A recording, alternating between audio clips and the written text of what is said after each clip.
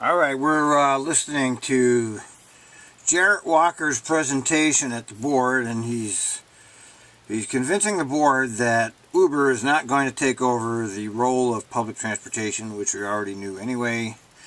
But he's telling them that. Let's see what else he has to say. This is part two. The physical space. It's not doing that. Uber, as we know, Uber and Lyft are doing what they can to increase vehicle occupancy. As they do, they're morphing. As they try to do this, they're morphing more in the direction of fixed routes. Telling you to walk down to the street to catch their vehicle, just like you would with the bus. But by and large, as Uber and Lyft try to succeed at their typical 1 or 2 person per ride business, we all know they're not making money. In fact, it's hard to see profitability anywhere in this sector at the moment among these innovators. They're all pretty much running on venture capital, which is to say, we don't know whether their business models are even sustainable. One of the reasons to be cautious about, and I'm spending some time on this because even if you don't hold these views, I know you talk to people who do, because I know they're out there. And the notion that Uber and Lyft, because they are cool and liberating for people like us who can afford them, are going to somehow be transformative, just flies in the face of this. And it also, and also the physical reality prior to automation, that you can only pay a driver so little. At some point, you reach a very clear wall about what your costs are going to be as long as you have labor. These businesses may not be sustainable. And so one of the cautions I'm always making is that when people start talking as though we should plan our cities around Uber and Lyft, the answer is always, I don't know that Uber will be here tomorrow. The bubble could pop any time for a company that's losing, last we checked, billions of dollars a year.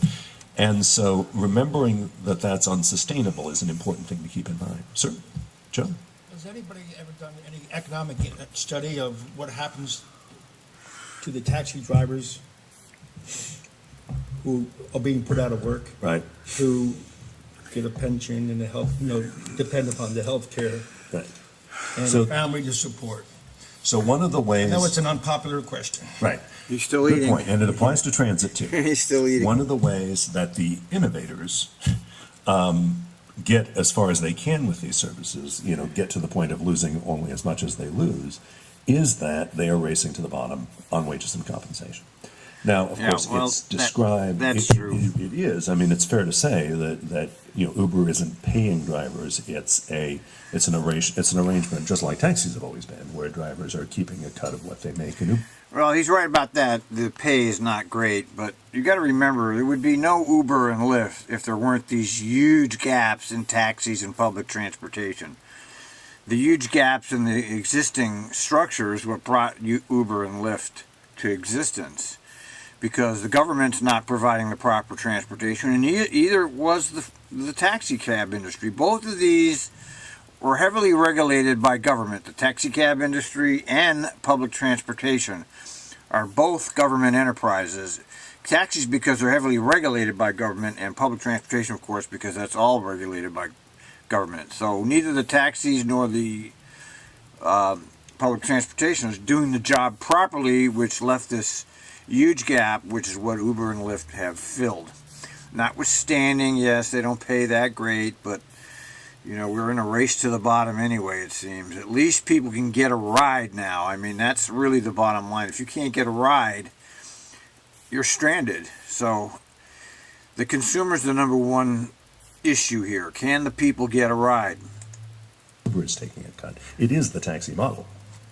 But it's certainly true that that there is a race to the bottom in terms of pensions and benefits, and that applies to transit as well. When we start talking about he's right. Transit's ridership losses being in any way related to Uber and Lyft, there's a new study out from UC Davis, which is a large survey, particularly probing how people's travel choices have changed in a bunch of major cities since the advent of Uber and Lyft. And it shows a 6% shift from fixed transit to Uber and Lyft, 6%. Now that's in line with a lot of ridership losses we're seeing. And if you combine that with the effect of low gas prices, which we also know is a significant issue, Well, he's saying Uber is taking 6% of the rides of public transportation. I have a hard time believing that. That's thousand. How many trips does Trimet have? Hundreds of thousands. You have to remove from the Uber and Lyft statistics all the rides that happen when there is no public transportation. Okay, because that's significant. I would guarantee. I don't know. I haven't researched this, but I would imagine that most of the ridership that's happening at Uber and Lyft is when public transportation is either broken down or unavailable. I mean, why would anybody use Uber and Lyft if public transportation were running efficiently? You wouldn't, because it's 10 times the cost. I think it helps us all to understand that contrary to the story that a lot of journalists want to tell, there is no crisis in fixed route transit except to the extent that people are panicking. The panic is a crisis, but there's no actual objective fact that should make us feel like there's a crisis here. Ridership has always gone up and down, and here's a new thing that's come along that's taking a little bit out of ridership. It's taking it at the very top end. Uber and Lyft are very expensive. Right, and if they ever had to make money, they would have to become much more expensive. And so my primary advice about all this is just don't panic, because this is going to blow over. Lots of things are going to change about transportation, but they aren't going to change in a way that changes the geometry. That's always the thing to remember. Yep. Can I just, Well, hold on a minute. He's framing this as Uber and Lyft were supposedly going to take over. I don't believe I've heard that argument. And, I follow this material daily, so I'm up on what's going on. They talk about the light rail versus the changing technologies. That's what they're talking about. They're not talking about replacing public transportation with Uber and Lyft. So I'm not sure where he's coming from. A lot of the arguments that come regarding public transportation is the light rail technology being from the early 1900s and coming back into style now versus all these new technologies that are happening. So, I mean, that's really the argument. I really haven't heard anybody saying, oh no, public transportation is going to go away. So I'm wondering what he's up to here. when we're talking about autonomous vehicles or in the context particularly of the RTP, this has come up, but in our conversation with Metro RTP. about a future which foresees fleets of shared autonomous vehicles as a way to get more productivity out of each vehicle. Productivity, neoliberalism, right there. And so I was wondering if you could address that. See, when they talk about productivity, remember, this standard is only applied to public transportation. It's not applied to the military-industrial complex, for example. There is no productivity measure when it comes to the military-industrial complex. That complex has unlimited funding. Nobody talks about productivity when it comes to that. This is only applied to United States public transportation.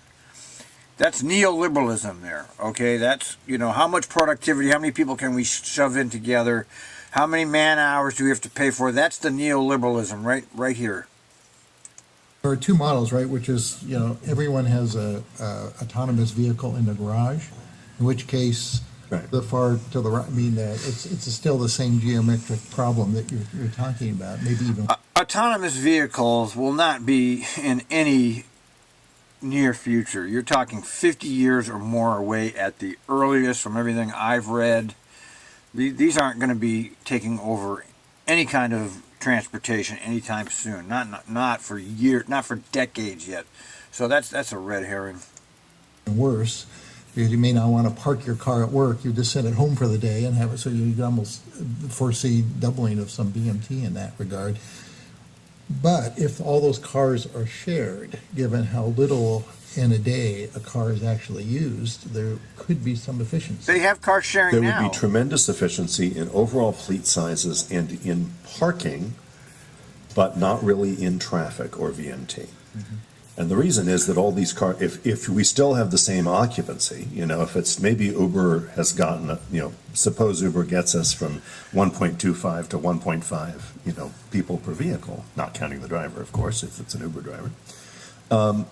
It doesn't change this, right? It may change parking, And the interesting thing about that is that if we freed up parking in dense cities, we would, of course, build more stuff on them, which would increase demand, which would turn up the pressure on this, and we would need fixed route transit even more, right, in order to actually deal with this problem. So don't take your eyes off this problem, is the point, because this is why transit is succeeding, and why transit is existential, and why what you're doing is just foundational to the economy, as I think most of the region understands. Just to put this in a little bit of, if you want some data, I prefer always to make the geometric argument, because once you understand it geometrically, no studies are going to dislodge your basic understanding of the facts. But here is some data if you'd like that. Passenger trips per vehicle hour. This is a pretty good standard guide to the effectiveness of transit service, of transportation service. So, you know, a subway in a major city is doing more than 200. Your Max Blue line is in the 130s. That's the best of your light rail lines. 14 Hawthorne, one of the best of your bus, or the most productive of your bus lines, is around 40. An infrequent outer suburban or rural circulator, now I'm talking about something like Happy Valley or Damascus or Southern West Lynn, is doing 10. And 10 is generally considered the low end of, and in all the transit systems I look at, 10 is generally the bottom, right? If something is performing in single digits, then that's worse than terrible. 10 is merely terrible. 10 tends to be the base of what transit agencies tolerate, even though they know it's a terrible investment if the goal is ridership. Now, if you think about what any sort of demand responsive service has to do, if you start first of all with the model of door-to-door service, which, you know, Elon Musk is always out there promoting, and lots of other people, that which provides that sense of wonderful convenience. How many doors can you go to in an hour? Again, you don't really need data. Just stop and think about what it is, what it means to pick up 10 people at 10 different doors in an hour and then drop them where they're going. It's not possible. It's especially not possible in the place where they might be able to replace fixed routes, which is not downtown Portland. It's Happy Valley, it's Damascus, right? It's very, very low density places where things are far apart. You're never going to get to 10 doors in an hour. So what we actually find is that general public dial-a-rides, which, by the way, are not a new invention, they've been around for a long time, do 0 to 3. Senior disabled paratransit tends to be less cost-effective, partly because it takes a longer time to serve each customer. They have mobility, frailty, and so on. I've never much over 2. And you know what Uber, Lyft, and taxis are doing is in that 1 to 3 range. So there's an enormous gulf between a really good dial-a-ride and an absolutely terrible fixed route. It's still a big gap. And so this is why when I hear all of this ferment about, you know, there's got to be a better thing than those big buses driving around, you know, in low density neighborhoods, I just come back to these numbers and I think, okay, you got to get from 3 to 10 just to match what that terrible bus is doing. Now, the way they're likely to do that is, ironically, to become a little more like fixed routes. Not come to your door, come to a stop on a collector street within a quarter mile of your door, tell you to walk out to there and meet the bus, right? These can be slightly demand responsive. There's a model where basically, in a place like Happy Valley, you put around a bunch of bus stops, which are, the stop is physically fixed, but the bus only goes there if it's cold, but it goes only to there, right? You have to go there to catch it. That means there's basically a network of streets in the area that the bus would drive on as requested. And that tends to make things a lot more efficient because buses are not going into collector streets, they're not getting stuck into local streets, they're not getting stuck in gravel roads and cul-de-sacs and all the other things that can happen if you're trying to go to people's doors the way paratransit does. So there's space there, and I think they're going to inch their way up toward 4 or 5, but this is a big, big gap. And so it's really important to keep it in mind. The other thing you can immediately think, so what is this, how does this play out? There are 2 big ways to get across this gap, and they involve not actually fixing the productivity problem. One is, of course, that you can pay the driver much less. So if you can pay the driver half of what you would pay a Trimet driver, then of course you only need to get to 5 to match the performance of that terrible fixed route. You still haven't exceeded it. And of course, you generally charge higher fares. And obviously, the way Uber and Lyft work now is that they charge vastly higher fares. And again, they're still not making money, so even that may not be sustainable. So those are, and then if you think about what those two things mean, well, effectively, when we drive down wages and charge higher fares, we are creating more and more services that the providers of those services can't afford to use. And we're ultimately deepening class divides. Here's an important thing to remember. One of the basic, frustrating as labor negotiations can always be, one of the premises of the classic North American transit agency labor arrangement is that a bus driver should be able to have a home and a family and should be able to afford that. And so we have to ask, is that what we want in the future? Or do we want to continue to develop a larger and larger workforce of people who can't afford that? I'm not saying... Well, as you know, what's happening in the culture is they're taking away the ability of working class people to make and sustain themselves. And they're already doing that. They're degrading these jobs constantly. And it's happened right at Trimet. We make middle class wage, and we even had European European style healthcare when Trimet was truly a progressive agency, but that's all gone now. So I mean, it's one long neoliberal union busting system going on here. So he's being a little ingenuous in the fact that he's not acknowledging the fact that bus drivers right now are being chopped down. I mean, that's what's going on right now. The neoliberals are firmly in control of this industrial complex.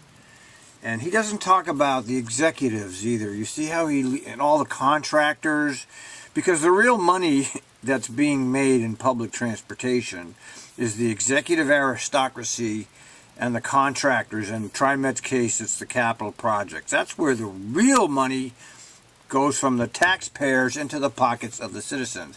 And that is never, ever discussed in the culture. It's always about the union man. It's always about their pay. They never discuss corporate welfare, and they never discuss executive pay scales. And that's how we know this guy is part of that industrial complex. And he is. He is a spokesman for the industrial complex, and he's well received everywhere. But, every now and then, I read his stuff, and I can see that he actually knows this, that he's aware that he is an apologist for an industrial complex that sometimes is not human. We're not going to get into the point that public transportation in the United States is basically shit, okay? It's dirty. It's unreliable, it's scary. Let's not even get into that right now. We're talking about this whole cost benefit. And all right, we're going too long here. We'll pick this up, but this is good. I don't know how long he talks, but that's already let's see, 33 minutes already.